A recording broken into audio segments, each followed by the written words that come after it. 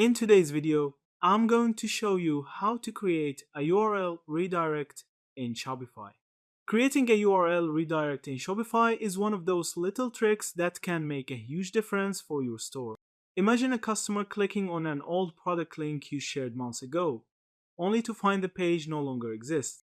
Instead of landing on an error page and leaving frustrated, a redirect lets you guide them straight to the right product or page. It's also an important practice for SEO, since it helps preserve your search rankings and prevents broken links. To set one up, begin by logging into your Shopify admin dashboard. Once you're inside, scroll to the bottom of the left-hand menu and click on Settings. From there, select Navigation, which is where Shopify keeps all of your menus and URL redirect options. You'll see a section called View URL Redirects. Open it and then click the button to create a new redirect.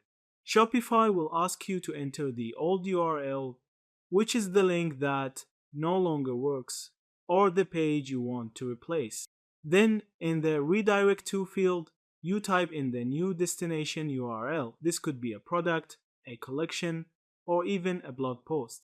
For example, if you used to sell products divided by blue shirt, but replace it with a new version, you can redirect that old link to products divided by new blue shirt.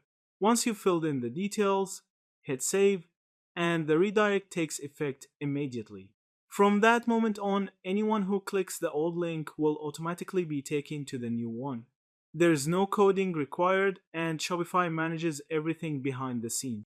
This is especially handy if you ever restructure your store, rename products, or discontinue items but still want visitors to find something relevant. Yeah, that's it. Thank you for watching this video.